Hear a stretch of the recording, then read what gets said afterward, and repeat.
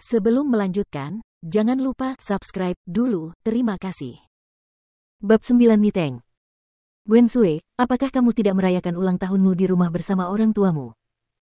Sui bertanya dengan santai dalam perjalanan menuju Menara Juxian. Umurku 16 tahun. Karena hari ini adalah hari ulang tahunku, aku harus mengambil keputusan. Gadis di sebelahnya mengedipkan mata indahnya dan berkata sambil tersenyum, tapi aku akan bersama orang tuaku di malam hari. Setelah jeda, dia berkata, terlebih lagi, lusa adalah ulang tahun nenekku yang ke-80, yang merupakan hari ulang tahun yang besar. Orang tuaku dan anggota klan lainnya sibuk dengan masalah ini, jadi bagaimana mereka bisa peduli padaku? Matanya sedikit dan mengangguk. Nenek Wen Lingsui adalah Liang Wenbi, wanita tua dari keluarga Wen. Statusnya di keluarga Wen sangat tinggi sehingga bahkan kepala keluarga Wen Changjing tidak berani untuk tidak menaati keinginannya. Tentu saja, semua orang di keluarga Wen tidak berani mengabaikan ulang tahunnya yang ke-80. Kakak ipar, cepatlah, ini hampir tengah hari. Wen Lingsui jelas tidak sabar. Oke. Sui mengikutinya sambil tersenyum. Lagi pula, kakak iparku baru berusia 16 tahun. Usia yang indah dan awet muda. Menara Juxian. Restoran dengan standar tertinggi dan skala terbesar di kota Guangling dikenal sebagai lantai pertama Guangling. Mereka yang masuk dan keluar adalah orang kaya atau bangsawan. Ada lelucon bahwa segelas anggur di Menara Juxian bernilai 10 tahun tabungan keluarga miskin. Tidak berlebihan. Ketika Sui dan Wen Lingsui tiba, mereka diantar dengan hangat dan penuh hormat oleh pelayan ke sebuah ruangan elegan yang didekorasi dengan barang antik di lantai 3. Sudah ada 7 atau 8 sosok yang duduk di ruang pribadi. Kecuali satu pemuda, yang lainnya semuanya perempuan, semuanya berusia sekitar 15 atau 16 tahun. Saat Wen Lingsui tiba, dia langsung disambut dengan hangat. Lingsui, kamu sangat cantik hari ini. Ini adalah hadiah yang aku persiapkan khusus untukmu. Aku harap kamu bisa memasuki King He Jianfu secepatnya.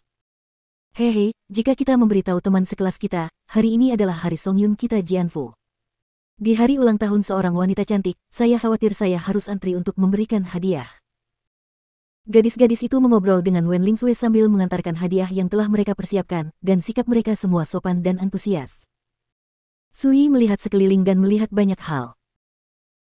Wen Lingsui dan teman sekelas lainnya semuanya berpakaian sangat bagus, dan terlihat jelas bahwa mereka semua berasal dari latar belakang yang luar biasa dan memiliki latar belakang keluarga terkemuka. Ada yang memiliki kepribadian yang lincah dan murah hati, ada yang lembut dan pendiam, ada yang heroik dan heroik. Mereka juga memiliki ketampanan dan temperamen. Tapi mungkin gaun Wen Lingsui hari ini terlalu indah dan mempesona. Saat teman sekelas perempuan ini mengobrol dengan Wen Lingsui, mereka semua memiliki sedikit rasa iri dan cemburu yang tidak mudah dideteksi. Mereka menyembunyikannya dengan baik, tetapi mereka tidak bisa lepas dari pandangan Sui. Dia tidak bisa menahan tawa. Persahabatan antar gadis sepertinya dekat, tapi nyatanya, masing-masing dari mereka punya pemikiran kecilnya sendiri. Untungnya, hal ini tidak berbahaya. Niteng, kenapa kamu ada di sini? Wen Lingsui tiba-tiba menatap satu-satunya pemuda di lapangan, sedikit mengernyit dan ekspresinya menjadi lebih dingin. Suasana yang awalnya semarak menjadi sedikit membosankan. Pemuda itu mengenakan jubah giok, dengan alis seperti pedang dan mata berbintang, serta penampilan yang bermartabat. Dia tersenyum, berjalan dan berkata, Lingsui, hari ini adalah hari ulang tahunmu. Ini sedikit pemikiran dariku. Terimalah. Dia mengeluarkan kotak harta karun bertatahkan emas dan batu giok, dan dengan lembut membukanya dengan ringan. Hosta lavender diungkapkan kepada semua orang.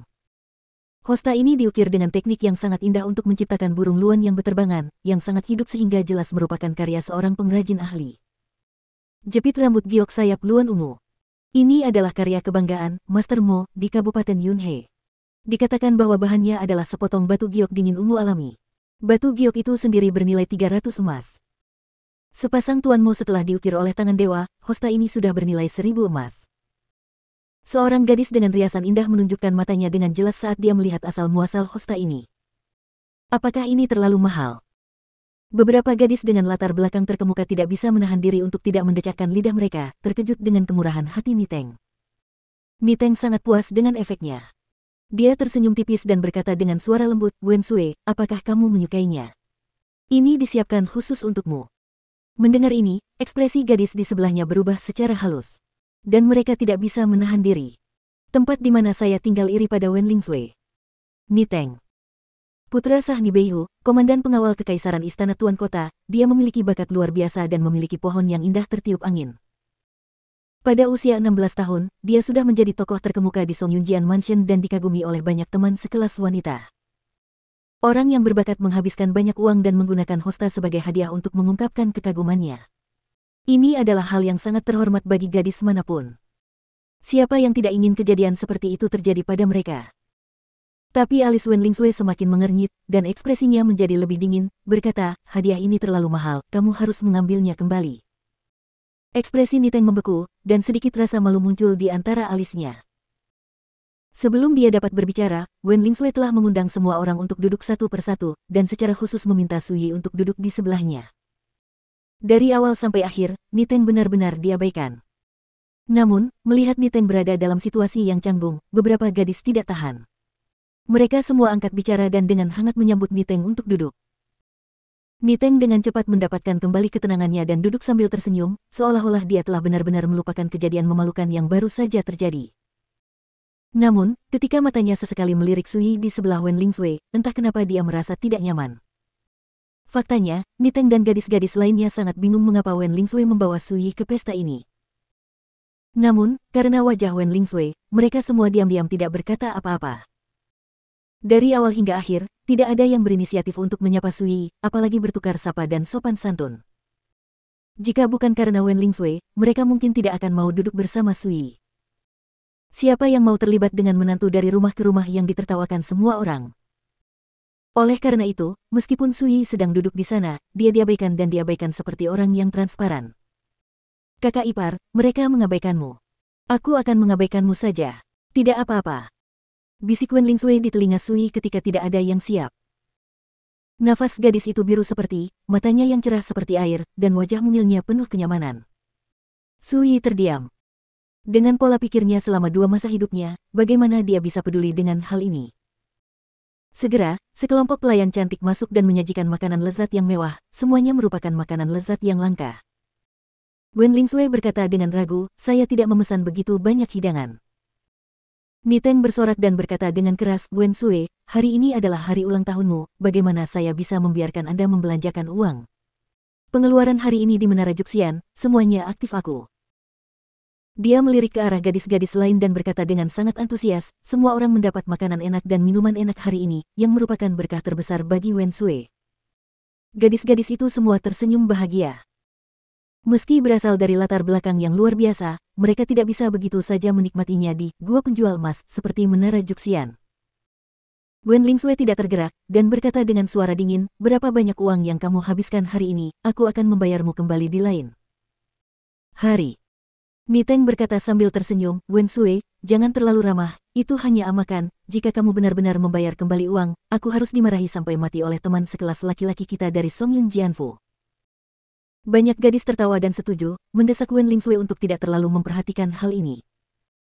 Wen Lingsui ragu-ragu sejenak dan akhirnya tidak berkata apa-apa. Namun, dia berbisik pelan di telinga Su Yi, orang ini memang seperti ini. Dia suka menjadi pusat perhatian ketika dia berada di Songyun Jianfu. Yang paling membuatku kesal adalah orang seperti ini. Dia terlalu sombong. Juga, di pesta ini, kami tidak mengundangnya sama sekali, tapi dia datang ke sini sendirian, sangat tidak tahu malu. Su Yi tersenyum. Itu hanyalah kesombongan, sebuah masalah umum di kalangan anak muda, tidak terlalu buruk untuk sedikitnya. Pada saat ini, Niteng tiba-tiba menoleh. Dia memang belum pernah mendengar apa yang dikatakan Wen Lingsui kepada Su Yi sebelumnya. Tapi dia melihat sikap intim Wen Lingsui yang berbisik di telinga Su Yi. Hal ini membuat senyumnya membeku, dan dia tidak bisa menahan rasa cemburu di dalam hatinya. Dia ingin bangun dan memukuli Su Yi begitu keras hingga dia segera menghilang dari matanya. Menekan kecemburuan di hatinya, Niteng berpura-pura santai dan berbicara dengan rasa ingin tahu. Su Yi, kamu adalah saudara ipar Wen Sui, dan kamu juga menghadiri pesta kali ini. Aku tidak tahu hadiah apa yang kamu berikan pada Wen Sui kali ini. Lengkungan samar muncul di bibir Su Yi. Orang macam apa dia, sekilas terlihat bahwa anak ini memiliki kebencian di hatinya dan jelas berencana membuat masalah dengan dirinya sendiri. Benar saja, semua orang di sini melihat dengan ekspresi berbeda, dan mereka semua mungkin menebak bahwa Niteng sedang membandingkan dirinya sendiri. Dia bahkan mungkin menggunakan kesempatan ini untuk mempermalukan Su Yi. Coba pikirkan, kualifikasi apa yang dimiliki seorang menantu untuk duduk bersama orang-orang ini. Anda mempermalukan diri sendiri tanpa menyadarinya. Niteng ini benar-benar menyebalkan. Wen Lingsue sedikit marah. Dia sudah tahu bahwa Sui hampir lupa hari ulang tahunnya, jadi bagaimana dia bisa menyiapkan hadiah. Sayangnya, Niteng mau tidak mau mengambil pot apapun. Namun, sebelum Wen Lingsue dapat berbicara, Sui sudah berkata dengan nada meminta maaf. Kali ini aku hampir lupa ulang tahun Lingsue, jadi aku tidak punya waktu untuk menyiapkan hadiah terlebih dahulu, tapi aku akan menebusnya saat aku pulang malam ini. Lalu, dia memandang Wen Lingsue. Karena kata-kata ini awalnya ditujukan untuk Wen Lingsue, dia tidak peduli apa yang dipikirkan orang lain. Wen Lingsue tercengang, bibir merah mudanya sedikit mengerucut, dan kegembiraan yang tak terlukiskan melonjak di hatinya. Kakak iparku, masih peduli dengan hari ulang tahunku. Yah, dia terlalu sibuk dan mengabaikannya sejenak. Memikirkan hal ini, senyuman perlahan menyebar di mata dan sudut bibirnya. Jadi aku tidak menyiapkan hadiah. Pada saat ini, Niteng, yang penuh cemburu, akhirnya punya kesempatan untuk melampiaskan amarahnya, dan mau tidak mau berkata dengan sinis, sayang sekali Lingsue adalah baik sekali padamu, kakak iparku yang angkat, tak kusangka, kau bahkan lupa hari ulang tahunnya. Gadis-gadis lain yang hadir menggelengkan kepala. Sui ini terlalu lumpur untuk menopang tembok. Tapi coba pikirkan di sisi lain, dia hanyalah menantu yang tinggal di keluarga Wen, lalu bagaimana jika dia membagikan hadiah? Ini ditakdirkan untuk jauh dari sebanding dengan, jepit rambut giok Luan ungu, kakak senior Niteng. Aku benar-benar tidak tahu mengapa Wen Lingsue begitu peduli dengan saudara ipar penggantinya. Banyak gadis yang bingung dengan hal ini, dan mereka semakin membenci Sui. Melihat semua ini di matanya, Niteng akhirnya merasa jauh lebih nyaman. Dia baru saja memikirkan apakah akan menyerang saat setrika masih panas dan menginjak Sui beberapa kali, ketika tiba-tiba, bang. Pintu tertutup dari ruangan elegan itu dibuka dengan keras.